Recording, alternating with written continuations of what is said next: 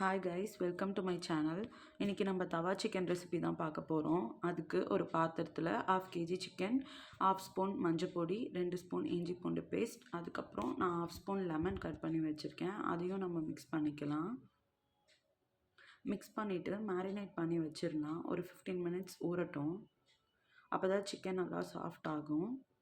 அப்புறம் நம்ம இந்த தவா ஃப்ரைக்கு தேவையான மசாலா ரெடி பண்ணிடலாம். அதுக்கு 1 ஸ்பூன் தனியா, 1 ஸ்பூன் சோம்பு, 1/2 ஸ்பூன் சீரகம், அப்புறம் 2 லவங்கம், 2 ஏலக்காய், 2 துண்டு பட்டை ஆட் பண்ணிக்கிட்டு நல்லா மிக்ஸ் பண்ணி விட்டுக்கலாம். மிக்ஸ் பண்ணி வறுத்து எடுத்துகிட்டு தனியாக வச்சிடலாம். அதுக்கடுத்து பேனில் திரும்பி ஒரு 10 மிளகா போட்டு வறுத்துக்கலாம். இந்த மசாலா மட்டும்தான் நம்ம ஆட் பண்ண போகிறோம். எக்ஸ்ட்ரா எதுவுமே ஆட் பண்ண போகிறது கிடையாது. மிளகாவை வறுத்துட்டு அதுக்கப்புறம் ஒரு மிக்ஸி ஜாரில் போட்டு நல்லா ஃபைன் பேஸ்ட்டாக பண்ணி எடுத்துக்கலாம். நான் மிளகாவையும் ஆட் பண்ணிட்டேன் ஜார்லேயே. அதுக்கப்புறம் இந்த மாதிரி தான் கொரப்பாக அரைச்சி வச்சுக்கணும். நெக்ஸ்ட்டு ஒரு பேனில் ஒரு 3 ஸ்பூன் ஆயில் ஊற்றிட்டு தாளிக்கிறதுக்கு 1/2 ஸ்பூன் சீரகம், அது கூடவே நான் ஒரு 3 பச்சை மிளகா கட் பண்ணி வச்சுருக்கேன். அதையும் சேர்த்து நல்லா வதக்கிக்கலாம். 2-3 பீஸ் பட்டை ஆட் பண்ணி வறுத்துக்கலாம். நல்லா ஸ்மெல் நல்லாயிருக்கும். அதுக்கப்புறம் நம்ம மேரினேட் பண்ணி வச்சுருந்த சிக்கனை எடுத்து தாளிப்பு கூட போட்டு மிக்ஸ் பண்ணி நல்லா வதக்கிக்கலாம்.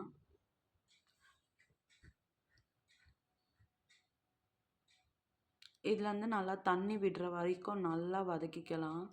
ஒரு சிக்கன் ஒரு 5 to 8 மினிட்ஸில் நல்லா வதங்கிடும். அதுக்கப்புறம் நல்லா வதக்கி விட்டுட்டே இருங்க. மீடியம் ஃப்ளேமில் வச்சு நல்லா வதக்கிக்கலாம்.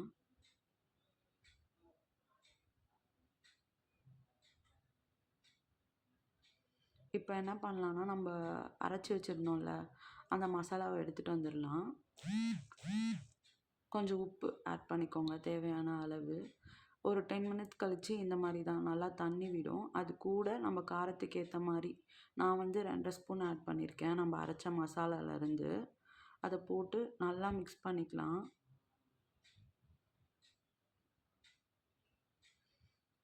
மிக்ஸ் பண்ண தண்ணிலாம் ஆட்டோமேட்டிக்காக சுண்டிடும் சிக்கன் வதங்க.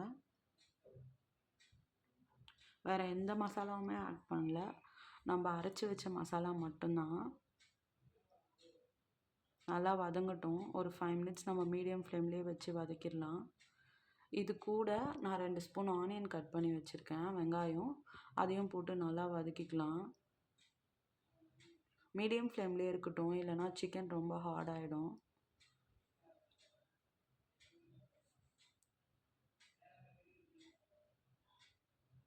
வெங்காயத்தை போட்டு நல்லா மிக்ஸ் பண்ணி விட்டுருங்க.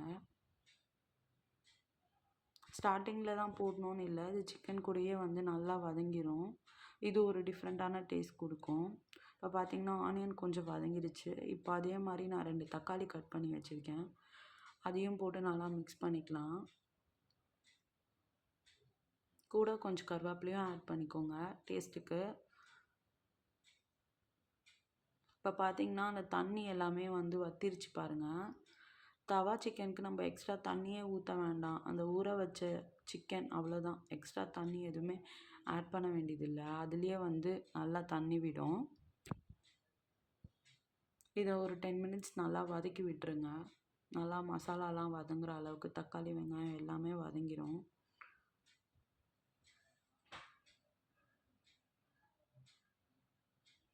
5 மினிட்ஸ் கழித்து பார்க்கலாம். 5 மினிட்ஸ் கழித்து ஃபுல்லாக எண்ணெய்லாம் பிரிஞ்சு மசாலா எல்லாமே வதங்கி சூப்பராக கலர் எல்லாமே மாறிடுச்சு பாருங்கள்.